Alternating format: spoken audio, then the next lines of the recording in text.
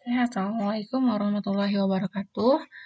Kali ini di pertemuan terakhir kita di semester ganjil ya, Ibu akan membahas singkat materi PAS yang akan keluar. Kan kalian sudah diberikan kisi-kisi, kalian bisa membacanya sendiri ya, itu yang lebih spesifik. Ini Ibu akan memetakan materi apa saja yang akan keluar, supaya kalian nanti belajarnya lebih tertata.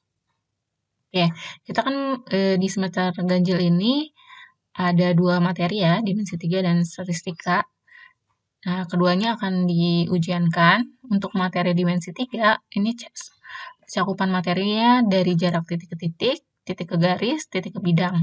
Tapi kalau kalian lihat di kisi-kisinya itu ada tentang menentukan jarak antara titik. Ya, jadi diberikan sebuah kubus, siswa dapat menentukan jarak antara titik ke titik. Itu maksudnya apa sih, Bu? Nah, itu level kognitifnya kan L1, itu soal gampang. Jadi nanti kalian diberi sebuah gambar. Ya, ini bayangannya. Kalian diberikan sebuah gambar. Misal ya, gambar kubus.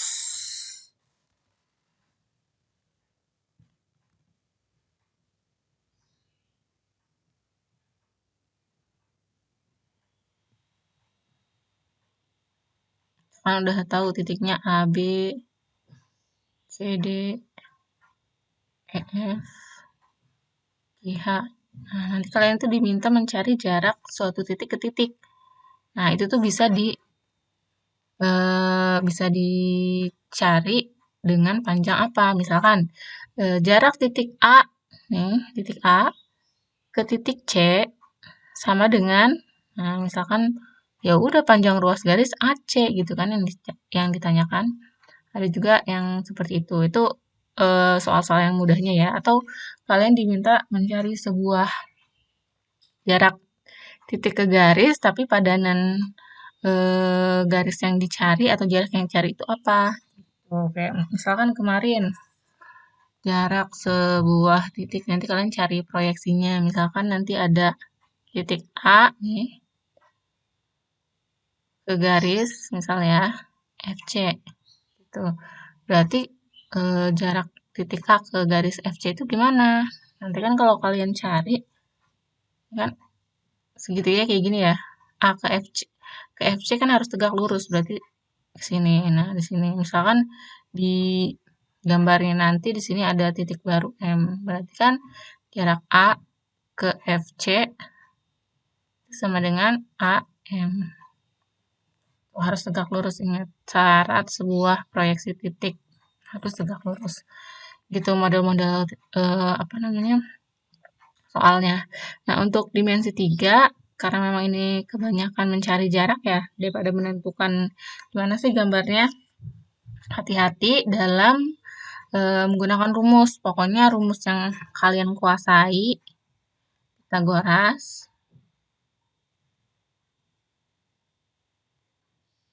terusnya luas segitiga, penentuan segitiga apakah dia siku-siku gitu kan, apakah dia sama kaki, apakah dia sama sisi gitu. Kan pernah Ibu bahas tuh. Ya, itu yang harus kalian ingat-ingat. Ya, terus kalau dilihat dari kisi-kisi, yang keluar untuk materi dimensi 3, bangun ruangnya itu hanya dua, ada kubus sama balok.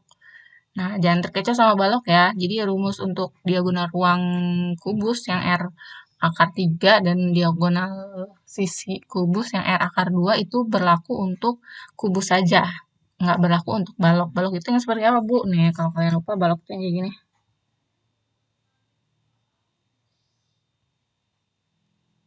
Itu ya, balok. Kayak balok aja, balok kayu. Nih, nanti mungkin kan kalian sudah mengenal lah ini T-nya, ini L-nya, ini T-nya gitu. Jadi kalau mau mencari misalkan eh, ada titik dari titik sini ke titik ini, berarti kan nyari diagonalnya ya. Fokus aja ke segitiga ini. Fokus ke segitiga ini kan yang fokus ini P, ini apa nih yang ke atas? T. Berarti kan mau cari sisi miringnya pakai Pitagoras. Ingat-ingat aja materi itu. Ya itu ya yang untuk dimensi 3. Banyak latihan soal aja, atau enggak dilihat-lihat di soal yang Ibu berikan di minggu lalu tuh yang buat kelompok. Kan ada ya. Oke, untuk yang materi statistika, ini ada banyak yang akan keluar. Kalian bisa lihat ada penyajian data, ukuran pemusatan data, ukuran letak data, dan ukuran penyebaran data. Nah, untuk penyajian data itu hanya dua yang keluar, histogram dan tabel distribusi frekuensi. Histogram itu kayak gimana sih, Bu? Nah, histogram itu kayak gini. Kalian biasa kenalnya sama dia diagram batang kayak gini. Ini kan pernah Ibu jelasin juga ya. Histogram itu ada yang dua versi ya. Kan kalian pernah nih disajikan histogram yang seperti ini. Nah, yang ditulis di ujung-ujungnya ini adalah nilai apa nih? Nilai intervalnya. Nah, ini kalau versi yang pertama ya, histogram yang pertama. Terus ada lagi histogram yang kedua, dia ditulisnya angkanya di tengah-tengah. Artinya yang dituliskan ini adalah nilai tengahnya. Nah, ingat-ingat, kalau mau dicari nilai pinggirnya sini, nih, nilai-nilai pinggir sini, gimana caranya? Ya, berarti kalau mau nyari nilai pinggir yang sini antara 5 dan 10, 5 ditambah 10 dibagi 2. Berarti kan 15 per 2 atau 7,5. Misalkan kalian perlu cari intervalnya, mencari modus, kan pakainya ada TB-nya kan, tepi bawah, tepi atas gitu kan. Nah, ini perlu cari kayak gitu. Kalau kayak gini nggak perlu dicari lagi, ini udah ada nilai intervalnya. Jadi hati-hati dalam datanya. Nah, tabel distribusi frekuensi itu yang kayak gimana, Bu? Nah, yang kayak gini nih. Ini ya, ini udah sering banget ya. Ini kalau ya, bentuknya dia apa nih? Kelompok ya, yang ini yang kelompok. Kenapa kelompok? Lihat ada intervalnya di sini. Tuh, kalau yang tunggal dia nggak ada intervalnya. Paling gini doang, misalkan nilai di sini. Yang nilainya 10, 20, 30 gitu ya. Terusnya. Tuh. Nah, terus hati-hati lagi ada data kelompok yang dituliskan dalam distribusi frekuensi, tapi intervalnya itu nggak loncat kayak gini. Ini kan loncat ya 42, 47, habis 47, 48 gitu kan. 53. Nah, kalau yang versi satunya, jadi dia ada dua versi kan. Ini pernah Ibu bahas juga. Versi satunya gimana, Bu? Misal, ini intervalnya. Ini frekuensinya. Ada dari 10 sampai 20. Terus ini 20 sampai 30. 30 sampai 31. 30. 40 dan seterusnya. Dia nggak loncat nih. Dari 10 ke 20. 20 langsung lanjut 20. Kalau ini kan loncat 1. Nah, ini berpengaruh pada penentuan tepi bawah. Ya. Penulisan interval berpengaruh terhadap penentuan tepi bawah. Jadi kalau intervalnya ini loncat, nih kayak gini, maka tepi bawahnya, batas bawah, ingat dikurang 0,5. Jadi kalau kelasnya yang ini, yang 54, maka tepi bawahnya berapa? 54 kurangi 0,5, 53,5. Tapi kalau bentuk datanya seperti ini kan 20, misalkan kelasnya ini ya, 20 sampai 30, tepi bawahnya langsung aja 20, nggak pakai dikurangin 0,5. Gitu ya, itu membedakan dalam perhitungan.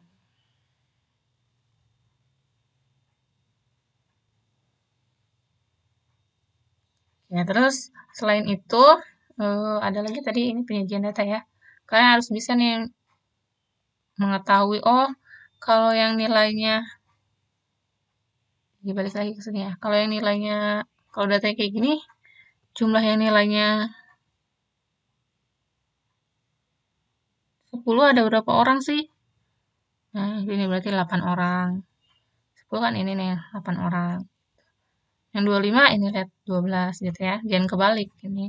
Yang ini frekuensi, ini data. Jadi yang mendatar data yang ke atas atau vertikal frekuensi. Terus yang kedua ada ukuran pemusatan data. Ukuran pemusatan data ya itu kan ada mean sama modus. Nah, ingat-ingat nih rumusnya, rumus mean apa, rumus modus apa gitu ya. Ingat kan?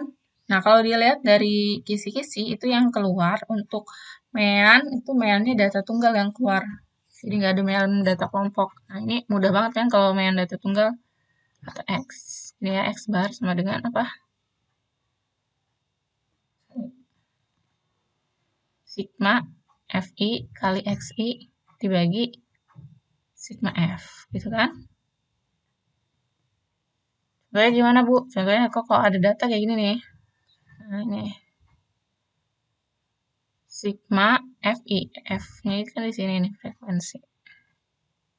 Misalkan, dihapus dulu. Yang nilainya 10 ada 2, 3, 4, 6. Dan jumlahnya 20 orang. Itu gimana? Kalikan kan, FI kali XI. Ini XI-nya ini, nilai itu kan X. Ini kali ini 20, 60, 120, 240, 50 kali 5, 250. Nanti ini dijumlahin. Ini jumlah ini merupakan nilai dari sigma FI kali XI. Nah, sigma F-nya ya jumlah F yang ini. Ya, tunggal. Gampang banget kalau datanya tunggal. Nah, terus ada yang modus. Modus ingat ya, rumus dari modus apa? Modus itu kan nilai yang sering muncul. Kalau dia bentuknya data tunggal, kan kelihatan nih di sini. Angka mana yang sering, nilai mana yang sering muncul? Pasti yang terbesar kan frekuensinya, oh 40. Tapi gimana kalau dia bentuknya data kelompok? Kayak gini nih misalkan. Nah, berarti kan kalian perlu apa tuh? Perlu mencari dengan rumus. Ingat ya, rumusnya apa? TB plus D1 per D1 plus D2 kalikan dengan panjang kelas atau C. Nah, ini yang perlu kalian hitung. D1 apa? D1 itu selisih modus dengan kelas sebelum. D2 selisih modus dengan kelas sesudah. Nanti lihat lagi catatannya ya. Ini Ibu review singkat aja. TB itu tentukan dari mana? Nah, ini dari kelas modusnya. Dilihat dulu. Misalkan dari data yang ini ya, kita lihat, oh paling baik kayak ini nih, sering muncul. Adanya di interval 6671, berarti sini nih kelas modusnya. Terus nanti kalau kelas modusnya ini berarti TB-nya berapa nih? Nah, ingat ya, ini kan loncat nih, berarti 65,5. Terus D1-nya mana? 16 kurangi 14, oh 2. Terus D2-nya 16 kurangi 9, 7. Berarti nanti sini gitu ya. Panjang kelasnya gimana? Panjang kelas itu kan PA dikurangi TB kan? Nah, nanti dihitung. Atau selain lihat dari situ, kalian bisa lihat di sini. 48 kurangi 42 itu berapa? 6, berarti panjang kelasnya 6. Gitu. Jangan sampai salah ya. Oke, itu modus. Terus ada lagi di ukuran letak data, itu kan kita main yang namanya data minimum, data maksimum, terus ada nilai tengah atau median, terus ada kuartil. Nah, di sini kalau dilihat di kisi-kisi ada yang berhubungan tentang persentil. Nah, persentil sendiri ini belum Ibu pernah bahas ya, makanya ini Ibu lingkarin nanti akan Ibu bahas sedikit untuk kalian pahami. Jadi di kuartil, median itu kan termasuk kuartil ya. Median itu nama lainnya adalah Q2. Itu kuartil kedua kan di tengah-tengah. Terus di soal ada jangkauan antar kuartil. Nah, ingat nggak rumus jangkauan antar kuartil itu apa? Q3 dikurangi Q1 gitu. Jadi kuartil ketiga dikurangi kuartil pertama. Nah, untuk mencari kuartil itu sendiri, kalian harus ingat-ingat nanti dibalikin lagi ya rumusnya, kalian bisa cari sendiri di catatan kan pernah kalian catat. Oke, untuk persentil aja ya, Ibu bahas nih karena belum pernah Ibu berikan. Oke, persentil sendiri itu apa sih? Persentil itu pembagian data terurut menjadi 100 buah. Ingat, 100 buah bagian sama banyak. Nah, kalau kuartil itu bukan 100 buah tapi 4 buah, masih ingat nggak? Kayak misalkan kayak gini kan, ada data dari yang terkecil sampai terendah. Dari X-min sampai X-max. Nah, kalau si kuartil itu kan datanya dibagi jadi 4. Gini. Karena di sini ada Q1, sorry, ini Q2, ini Q3 gitu kan. Jadi 4 bagian kan. 1, 2, 3, 4. Nah, kalau si persentil itu dibagi menjadi 100. Ada lagi, selain kuartil sama persentil itu ada yang namanya desil. Desil itu dibagi menjadi 10 gitu. Jadi ibaratnya ini kalau dibagi menjadi 100 ya, ini kan baru 4 ya, sampai 100 gitu.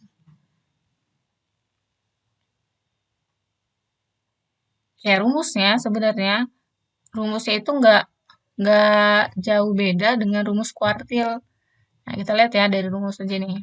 Di sini ada rumus, nah ini rumusnya, persentil PI gitu. Jadi I-nya itu tergantung persentil keberapa. Kalau P persen 5 gitu ya, berarti P5 di sini. Kan ada Q1 itu kuartil 1. Ini kalau persentil 1 ya berarti P1. Nah, di sini ada I per 100N. Nah, kalau misalkan data persentil 50, berarti sini 50 per 100N gitu. Terus ada FK, terus ada FI. Nah, P di sini, ini karena Ibu ambil rumusnya dari internet, biasa kalian tahu dengan C atau panjang kelas. Jadi nggak masalah ya, penulisan ada C, ada P boleh. Rumus itu sama aja sebenarnya. Cuma ada beberapa penulisan rumus yang beda-beda aja. Nah, samanya di mana sih Bu sama kuartil? Nah, ini sama. Ini ada FK, di sini juga ada F, terus sininya juga pakai C. Yang membedakan hanya di sini. Nah, kalau kalian ingat, Q1 itu apa? 1/4N. Gitu. 4-nya kenapa sih? Karena dia kuartil. Pembagian data menjadi 4 bagian sama banyak gitu kan. Terus kalau Q2 apa sih Bu? Ya kan kalau Q2 sininya 2/4N gitu.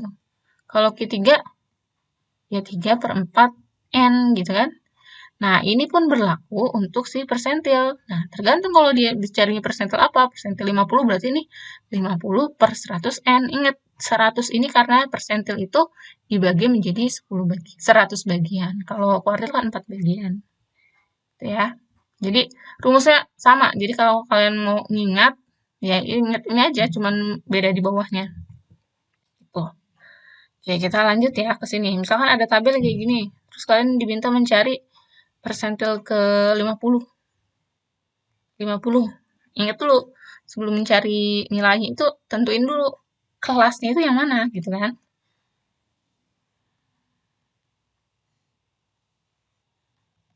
Kelasnya yang mana kelasnya. Nah, misalkan yang kita cari adalah persentil 50. Nah, persentil 50 itu kan rumusnya 50 per 100 N. N-nya berapa? Kalau N di sini kan 100 nih.